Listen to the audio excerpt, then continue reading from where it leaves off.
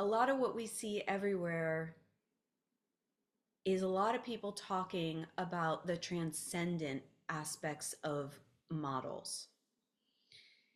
And although I have absolutely no argument whatsoever with transcendent practices and some of the phenomena that they create, one of the challenges that we're really faced with is bringing the energy of those practices and what they can create into kind of the three-dimensional and the regular reality-based world, which is essentially opposed to that.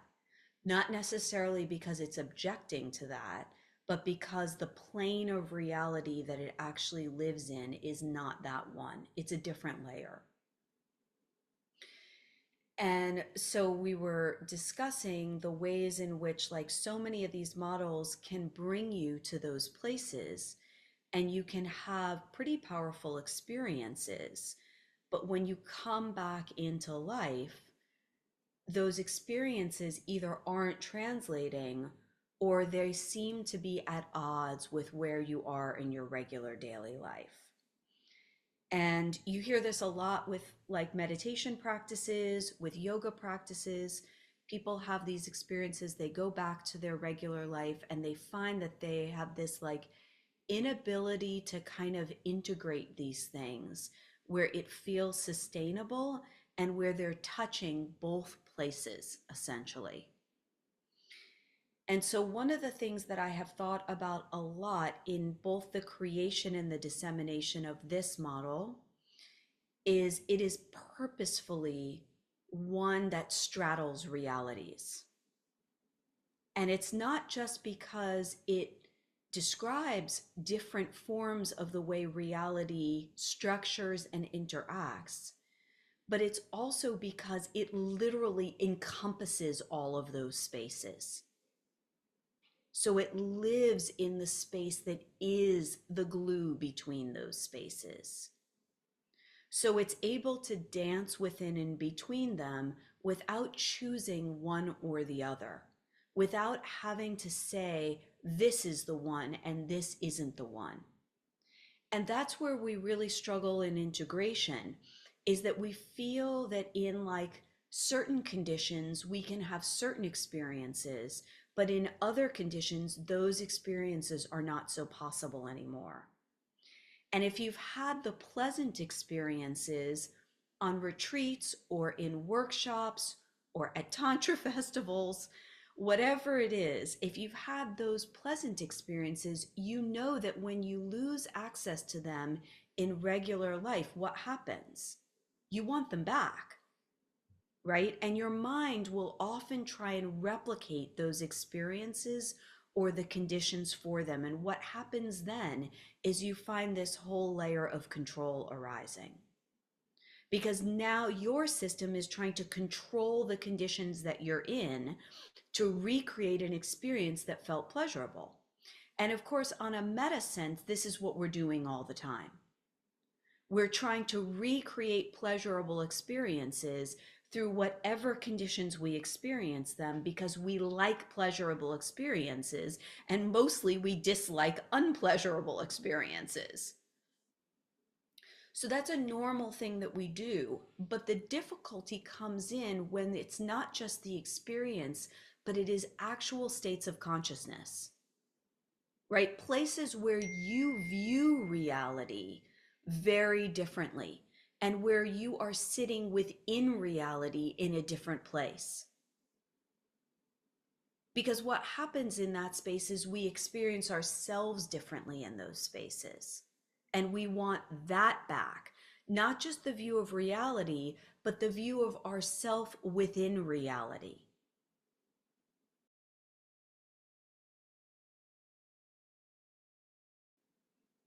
So some of what we have a chance to do in the meditation part, for those of you who are there this morning, and you guys will all be able to access the recording, you'll hear me talk about it at the end, is we stabilize attention between realities so that we are not then so affected by the transient nature of those changing realities, so that we can hold ourselves and attention separate from that, rather than necessarily being pulled into it and then experiencing these different versions of ourselves, which we'll always have some of, but then fighting against those versions of ourselves.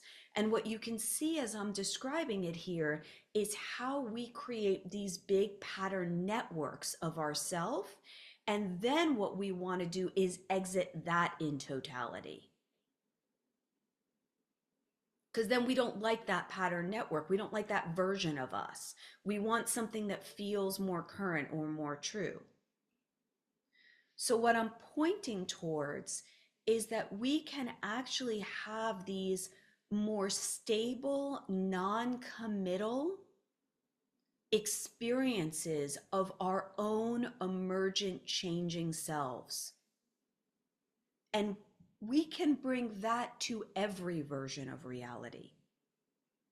Now, that doesn't mean that we won't be affected by conditions. We are absolutely going to be affected by conditions.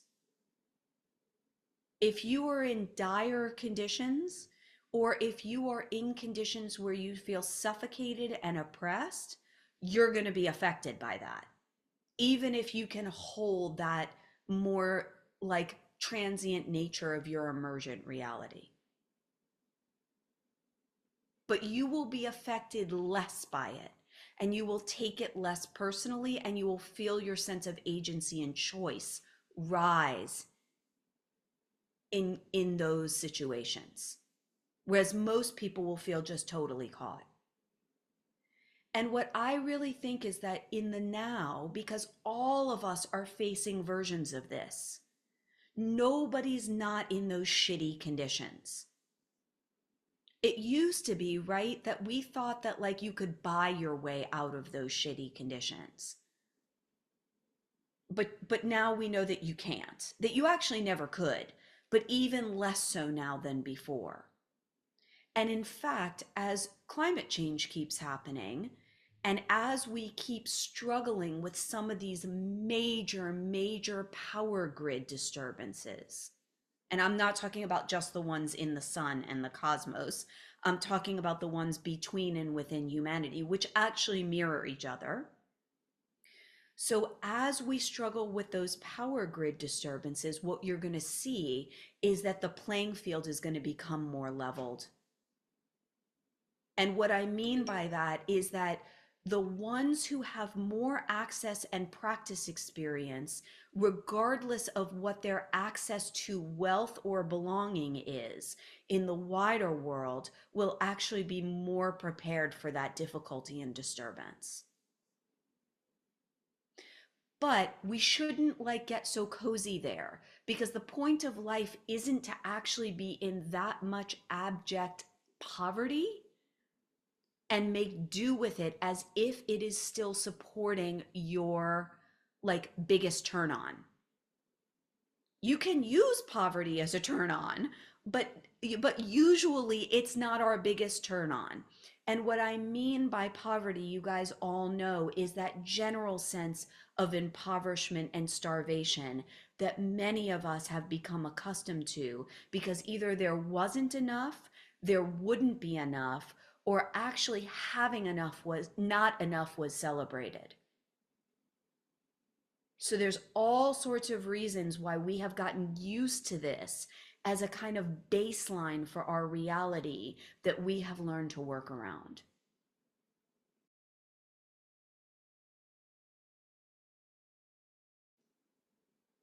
So all that said, where does intimacy and integrity fit into all of that?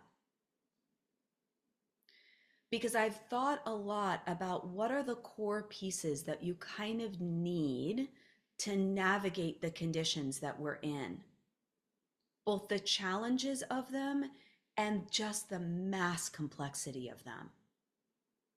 They're so complex. And I think like we have 1,000 different systems thrown in us that either A, want to rescue us from them, either by transcending or bypassing, or they want to give us a solution out of them, Or the third is actually, they want to teach us just how to deal with poverty and not feel so fucking bad about it. And usually I think we're getting some combination of the three. So I've been thinking for a really long time, like, if I distill this down, what are the super core parts of this that people need to know? So one of them has been those maps that I've talked to you guys about, which is like, you've got to have a sense of the landscape. When I talk to you guys, I'm speaking through those maps and for them. It's like seeing the way things have become ordered and where possibility actually exists within that order and where we may miss actually what's going on because we're so entranced by the way things are.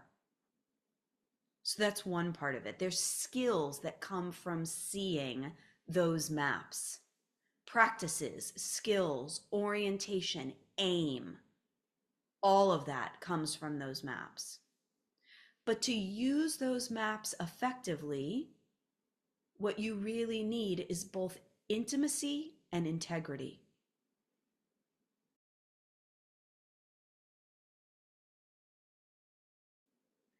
So I'm going to define intimacy first, because most of what we think about with intimacy is between us and something else. Whether it's a person, a landscape, a food we're going to eat, clothes we're going to wear. In all of those relational spaces, you are actually having an experience of being intimate or objectified. Those are the two poles of intimacy that I usually identify. And the one we're most familiar with is which? Objectification. Yes, right. And the currency of objectification feels on some continuum between exploitive, right? That's one side of objectification. And the more mild side of objectification is dissociated or distanced. And this is most of the time for us in almost all of our relational spaces. Anytime we are exchanging with somebody where we feel tender and they project onto us, what do we feel? Objectified. And it may not be purposeful at all on their part or on ours, but what we substantively experience is a lack of being met. So we have now 10,000 very marketable programs on attachment and on attunement. And for a long time, I really thought that was the sauce. It was like, oh, if I could just be like attuned enough and I could just be cultivating presence enough, would it get me the experience of closeness that I was really looking for? And I can tell you that, like, with a ton of meditation practice and a lot of cultivated presence, I mean, people really felt my cultivated presence and a lot of attunement, I still felt completely starved. And I was like, what the fuck is going on with this? Because it seems like this should be getting me that. And what I learned was that there were two problems with it. One, I was mistaking what intimacy actually was, totally mistaking it. And so was everybody else. So that was part of the problem. And the other one was I was cultivating presence, which is very different from actually being presence. And the path to being presence stops at cultivation much earlier. But I didn't know that. I thought cultivation was the path. But no one was pointing to a different path, so I just kept doing that path.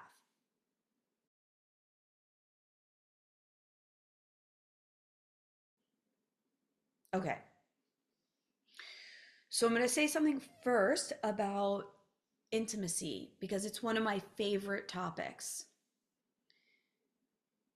Intimacy and presence go very, very close together because real presence that is not being cultivated has to do with the way attention flows and the concentration or disbursement of attention. I thought that in order to have real presence, I had to deeply concentrate my attention. And for a while, I did. That was absolutely an essential part of the practice. But I was still concentrating my attention within a primary field of selfhood dominance. Wow, I didn't even know we were going to go here today. This is super complicated, but it's super important. It's like where three roads meet. Do you know what I mean? It's like selfhood, attention, and intimacy, and presence, which should be slash intimacy. So when you are still navigating your life from a primary place of selfhood, what that means is that most of your reference point is coming from a space of I, me dominance. That also directs the way your field is organized and the way your attention flows. When you begin to collapse structures to selfhood, either through a liberation practice or like a death practice, and or through major trauma and loss, both will do it. When those structures begin to collapse, you guys all know that what happens is you exit the narrow narcissistic field of selfhood and you start being more connected with the larger ecosystem. You start experiencing yourself as many selves, and you start experiencing yourself as actually part of that ecosystem itself. That can be pleasant or unpleasant or all over the place all the time, which I think the latter is probably mostly how it goes. Okay. In the periods where we don't like it, we usually try to return to selfhood because our sense of selfhood is that it is connected to agency. We like selfhood because it feels like control. I know sometimes it doesn't, but in general, we have this perception that, like in selfhood, because we are the perceiver, the primary perceiver, we are the primary agent. Okay, so how does that now connect to the other part of it, which is intimacy and presence? When the field becomes wider, you can also have a whole lot of presence, but it may not be concentrated or narrowed. That can also mean that when you try to focus on tasks that are narrow, you struggle. This is why in my clinical model training, I train practitioners to place where clients are on this longitudinal map.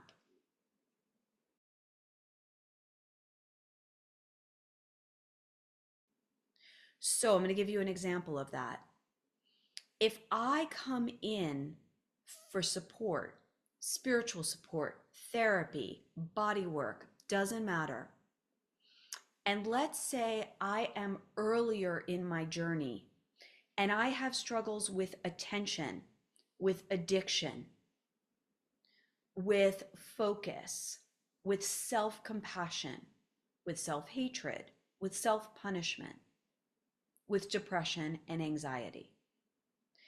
If I come in that space and I have never really done any healing work, I haven't done any spiritual practices or meditation, the entry point for the therapist at that point is going to be very different than if I show up with the exact same symptoms 10 years later, but I have been super focusing on practicing and healing.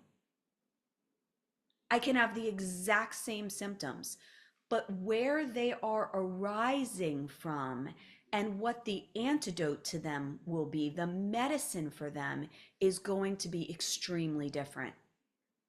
If I have worked all those years to now have this very widened field, and I struggle with specificity because the field is now so wide, that doesn't mean I need to go do more concentration practices.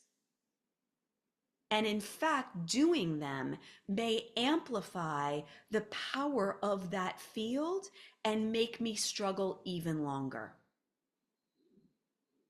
It's so important. It's so important to understand how the structure over time and different practices influences the way that presence and intimacy flows through and within your field. Because intimacy and presence are not a steady state. And you can cultivate the space for them to arise. But in fact, at a certain point, letting go of that will make the presence of intimacy tenfold more. The most distinctive adversity to intimacy is the repression of the emergent body. The repression of the emergent body is the movement into complete freeze that happens when we feel threat. That's it. Other than that, intimacy will flow in and out. And in fact, you will experience between yourself and others a kind of implicit intimacy, even if the currency of the moment is not technically intimate. And that is because you will have an implicit intimacy with yourself in the movement of energy that runs through you, regardless of the state. That is the kind of non-attachment that every Buddhist is pointing to. It is the collapsing of the cultivation of non-attachment, and it is abiding in the space where intimacy can move in and out. Individual intimacy can move in and out, but implicit presence and intimacy is more steady. And it's the gold, even in shitty conditions.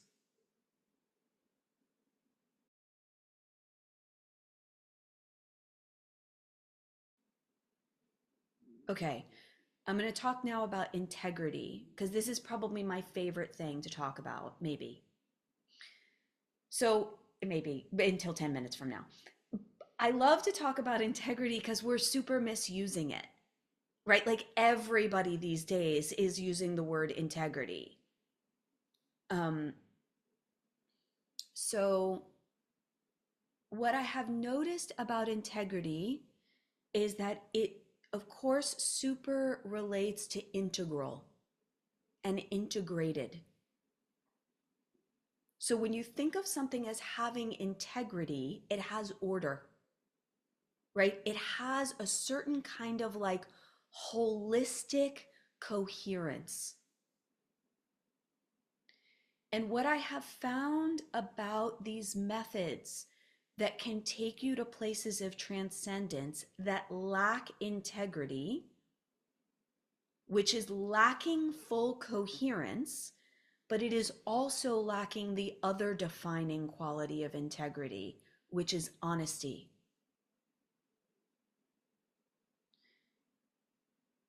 What I have found about them is that they lack the discipline that comes from the strong connection to discernment. And that connection to discernment that senses on a micro level what is true and when and how to act or not all runs through the heart channel. All of it.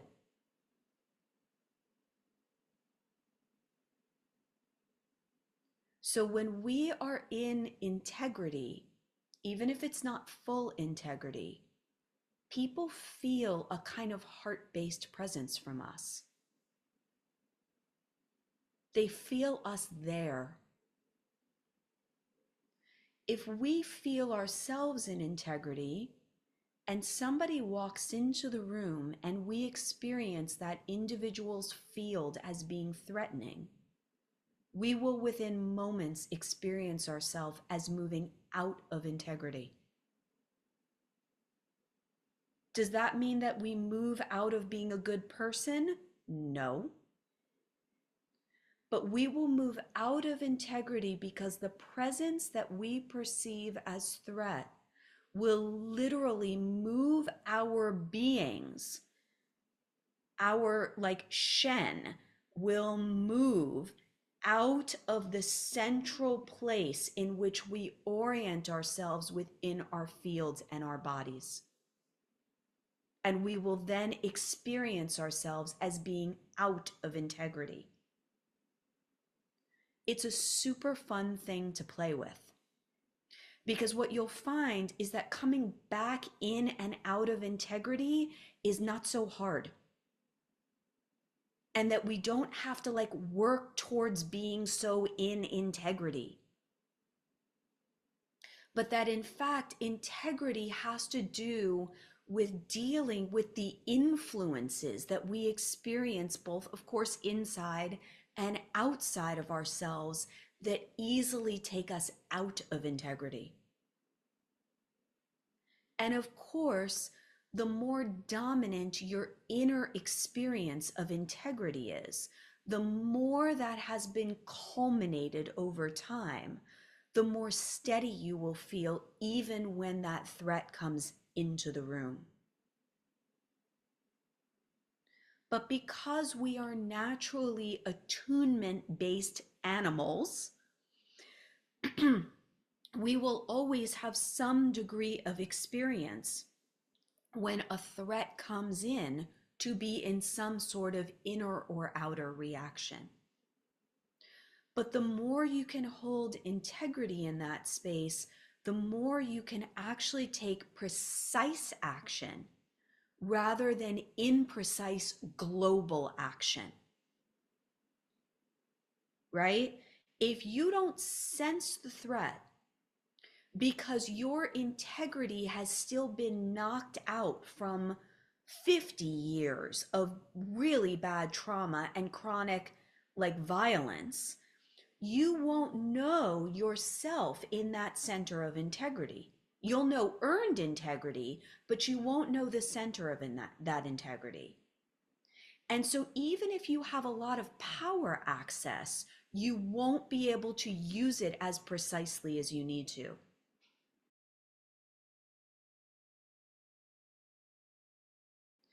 On my walk this morning, I posted something about this it's super secret. People don't know this is what this post is about. But this morning, I was thinking about the fact that when humans go to war, it is deeply imprecise action, right? It's basically the burning down of everything with absolutely no skill, discernment, ability to wait, select, or integrity, this kind of integrity I'm talking about. When nature goes to war, it only takes out what needs to be taken out because it innately knows and senses where to pierce and where to leave alone. And it is not natural to us to go to war to burn the whole thing down. It's totally unnatural. It's that we have become so disempowered in our experience of ourselves and each other that we feel the only way to kill off is to kill the whole thing. And that's horrifying. It's causing so many bad things, not to mention it's so unsustainable. Like we're killing all these resources, it's just stupid. So if we can cultivate this place inside of us where intimacy, fearless intimacy, and that doesn't mean killing your fear. That means favoring integrity over fear. If you can cultivate and groom conditions within yourself where this can ripen, if you have that connected with the integrity, what you will find is that your precision will become more selective, your spaciousness more great, and your equanimity way more easeful.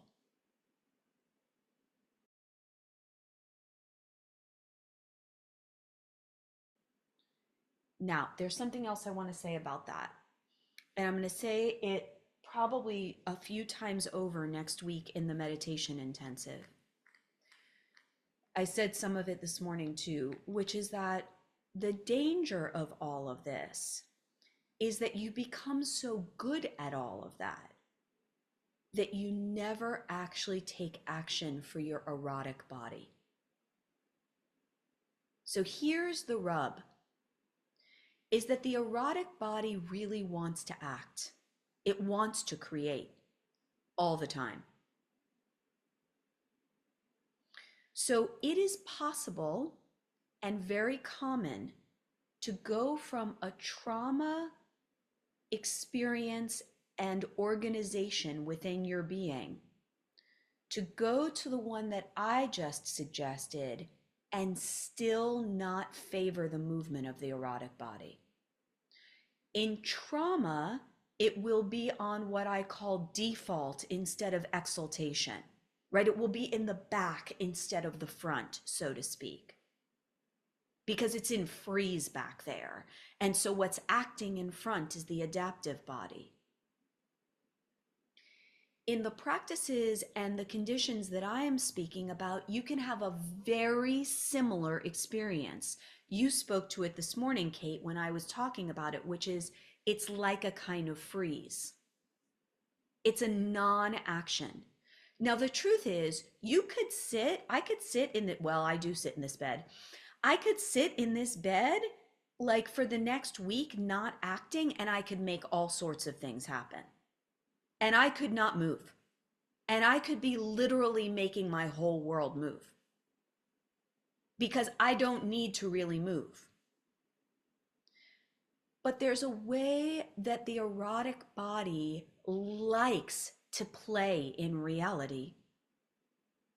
There's a turn on to that. There's a high to that that is not just about addiction, but is also just about the experience of you meeting reality and living. And there's a way that it likes the risk that is not so equanimous. Here's the thing. Ideally, what I just named to you about intimacy and integrity, it will empty you into an equanimous field that then is even riskier.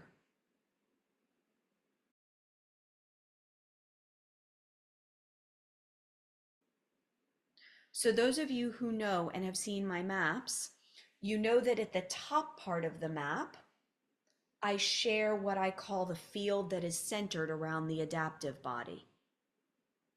And then the map narrows like this. And there's this narrow passageway right in the center. Underneath that narrow passageway, it empties out again.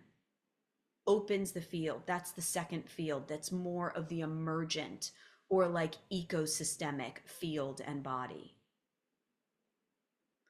In that narrow passageway for most people is where the rubber meets the road. This is where almost everybody gets stuck. People who've really done the work. At the top of it, there's like this wide berth, right? At the top of, well, it should go this way actually. At the top of it, there's this wide berth. It's like when you're just starting the work and the practices and the healing, it's like you have like a lot of movement that you can do regarding integrity, right? You can like not be totally honest in a lot of things. You can like be fluid in your choices. You can have sex with 20,000 people. Like it doesn't really matter in that space quite as much. But as you know, the field gets narrower and narrower. And what happens is your integrity has to get more and more as you get towards the center of that funnel. As you get to the center of that funnel as well, you are going down, so to speak, the layers of your own personal reality into the place where that core foundational double bind lives. This is where you're going to face all of your abject aloneness, your total terror and fears, the places that have haunted you and your ancestors forever. Pure annihilation. It's the fun part. It's going to be right around that central place. And what some people have named before too, that I'm sure you guys have experienced, is the closer you get to it, what happens? It knocks you out of it. Right? You're like, I intend to go down there. And as soon as you get down there, there's like this magnetic field around the center of it. And it's like you get kicked out. And you're back to like being up here in the nowhereville. And you keep trying to go down. And this is why I talk about penetrating some of that bubble. But when you go down into that center space, one of the things that is super important is integrity. You have to start getting razor sharp in your discernment and honesty in that space. There's no more room now, like there was at the top part, for you to be like, oh, I'll just let that go. Like, I'll just get off easy on that part. No, you have to start getting more and more clean and radical in the way you are dealing with life. And most of the time it's hard because A, we don't have enough support. So a lot of the times the reason we're not getting that clean and radical is because we're deeply unsupported. Honestly, I'm convinced 90% of people would pass through that space with tons of integrity if they had the right support. They don't know the map, so they don't know where the fuck they are, and they're too alone. And both are dangerous. They're terrible. So we just stay up here all the time, trying our asses off, getting exhausted. So part of it is that we don't have enough support. The other part of it is that we all know that when you're asked to be radically honest and accountable, what happens is you have to actually start facing the structures in your life that terrify the shit out of you. You have to start making changes. And you have to start making changes not in the direction of your trauma, like at the top or the middle layer, but you have to start making changes in favor of your aliveness. And the crazy thing is, we fear that way more than the changes in regard to our trauma. Every time. Every time, me included. When I had to make changes for my aliveness, it scared the shit out of me. Give me trauma work for 100 more years. Happy to be there. When I had to make one decision for my own aliveness, I felt like I was going to fucking die. This is the dumbest thing ever. It's just that we are so used to like safety making, and we perceive our aliveness as the leaving the nest that feels like it lacks safety. We think individuation is death. So at that narrower place, that's where your practice really has to get tight.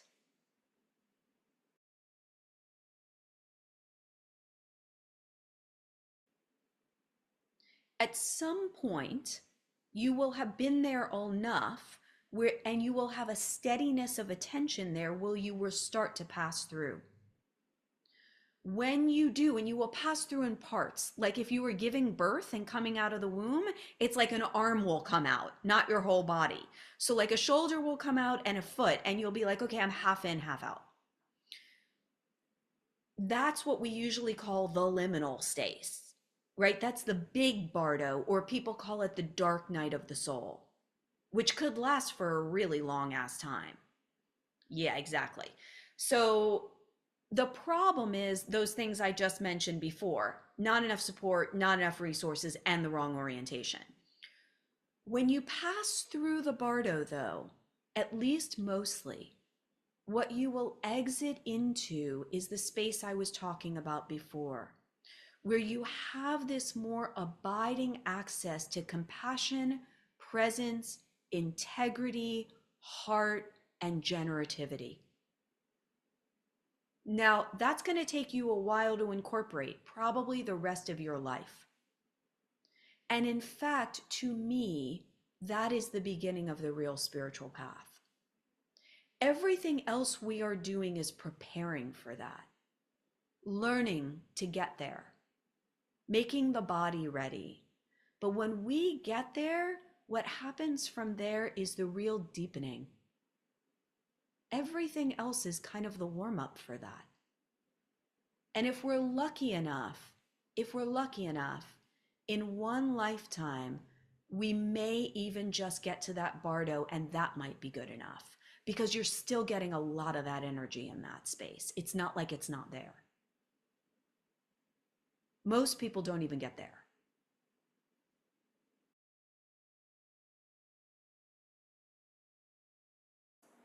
There's something about being able to describe the breadth of this thing, right? Like there's the maps, there's the markers, there's the scaffolding, but there's something about also recognizing that we are always traversing the fluidity of it. And so we're never in just one state. We might have one state that has become solidified as more primary, but the truth is, we're never just in that one state. And so, what we want to do is collapse the places where what became frozen as more steady and primary in falseness is no longer having such a strong hold on our system. And when we, that's what happens in emergence for people when they have big emergent experiences, right? Is like it collapses. And then they're like, holy shit. And no one has a map for what you do next. When that happened to me, the only maps that existed at that time were the Theravada maps. And when I looked at the Theravada maps, which are maps of awakening, they travel, they mark basically these places where you have consistent experiences on the process of awakening. But they didn't in any way include what the fuck that was like in the midst of horrible oppressive systems. And I was like, so that's not useful. Like that doesn't reflect any of it. And then I had a friend who had found that the Theravada maps didn't work for him. So he made his own maps, which were way more radical and came way closer to describing some of what I was seeing and experiencing. But his were so patriarchal, and I had such a feminine awakening. And so it didn't include any of the shamanic part of it. And I was like, damn, no one knows what the fuck to do with any of this because there just were not maps that spanned those pieces of reality. And the currency was so skewed and narrowed that I found that even if the maps pointed to the thing, the currency was wrong. And so I think there's something about the fact that it takes a while to be able to grasp everything that I'm presenting here. Like, I know it's a lot.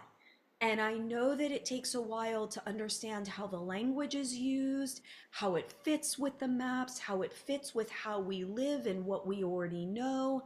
And you can feel in the weeds with it for a while.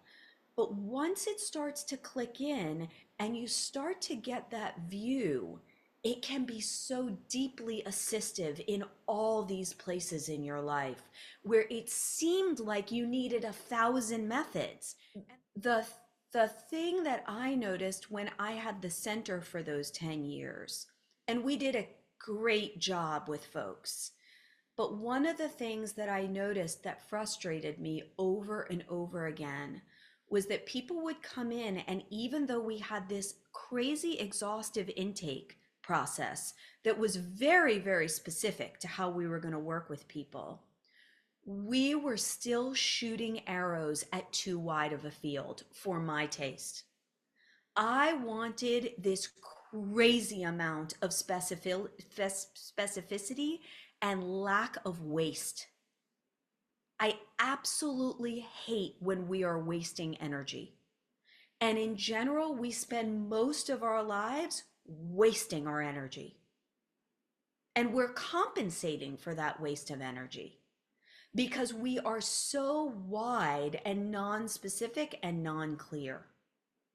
So once you have some of these practices and the map, your specificity becomes more honed.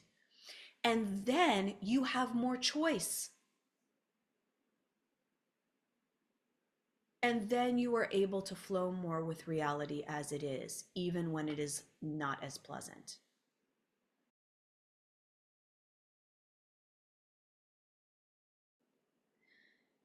You guys will hear me say this forever. Everybody wants to spend their life masturbating in the trauma field because it feels so damn good. You know, I mean, there's all sorts of rewards, and the world is masturbating in the trauma field. Turn on social media, it's an entire masturbation in the trauma field. The whole thing. So the thing is, once you get sick of being there, you don't want to fucking be there anymore. But when you need to be there, you need spaces that know how to meet you there properly. So what I am creating here is spaces there that meet you properly in that space so that it takes the right amount of time. Your right amount of time, Sarah, might be 3 months. Sean's right amount of time might be 10 years. Shantae's might be a year and a half. It doesn't matter. The right amount of time is the right amount of time for your system when it is not being improperly held or guided. Or at least the margins of that are lessened. There's no perfection here, but the margins of that are lessened. And then you need a space where actually you can be with what we're doing here. Practice, be in community, say the thing, see what comes up, play, turn off the damn thing, whatever it is, because that is actually the real movement of your life. And we don't have enough spaces for that because we're so toward terms this. And what we have done instead is taken that, the playfulness of that, and we have ferreted it through the place of trauma. And so when you just want to play and you just want to be like honest, and there's none of the other burdens, we have almost none of those spaces.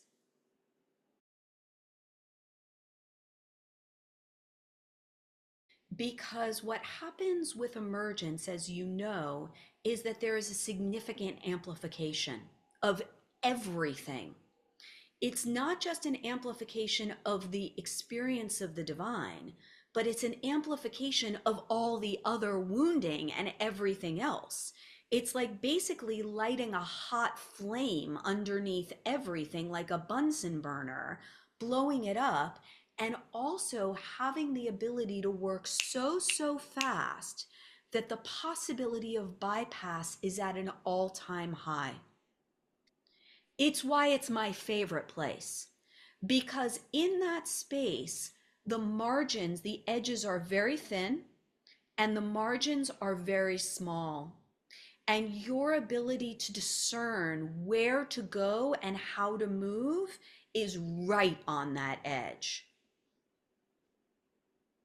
What's fascinating to me, and I'll say this, I'm sure, again in the talk, is that two things tend to happen in that space when people have those emergences.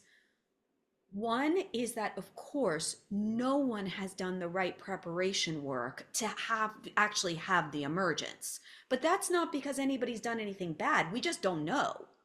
And the right preparation work isn't there. So people have emergences, and suddenly, like, every bit of their foundational double bind and the fact that they never had a mother for like 15 generations is like now coming to roost when they're trying to be kicked out of all of the places that they felt love and belonging. It's a recipe for absolute disaster, which is why it goes like south for 90% of people. But if you combine that with a strong, inflated sense of ego, and even worse, if you're a really smart person, if you went into it really smart and then that happens to you, you are certain that this emergence is the second coming of Christ and that you are going to be the one to save the world. And actually, there's a thin line between the fact that emergence actually does create the appearance of genius. Thank you. And the fact that that genius should be harvested, but that you don't yet have the discipline, discernment, or humility to actually harvest it in the direction that it's trying to go. And what you will find is that those people always short. They will always short. They'll go through it like a bell curve piece where they'll be really generative. Okay, I'm not going to say her name, but some of us know on social media that there was somebody who went through this a few years ago.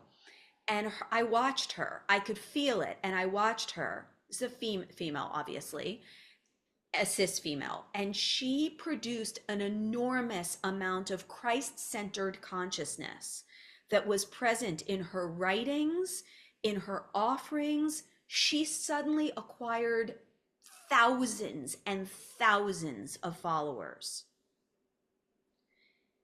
And she crashed hard and she disappeared off of social media. She's back on again, but her presence is much, much smaller. And it's because essentially the integration period never really finished. And the truth of the matter is, the bigger your explosion, the longer it's going to take to integrate. You guys, for me, it's been 9.5 years, and I'm barely now teaching what I learned. I've been sitting on that for not almost a decade because my system was like, you're not in integrity enough to teach it until 3 years ago. It didn't feel right. I could feel it. It didn't feel complete enough. I couldn't hold the field properly enough. I didn't want to hold a clearing and then blow people out. Like there were all sorts of reasons where I knew, and listen, it caused me so much pain not doing that. But ultimately, it led to a completely different order than what would have happened if I had let it off earlier. And there was no one to help me understand what was happening, which would have helped too. It's Yeah. totally true. And what I've noticed about that integration, which I did not say earlier in the talk, so I will say it now, which is that the last of the qualities to integrate is power. Because this whole journey is a journey of power.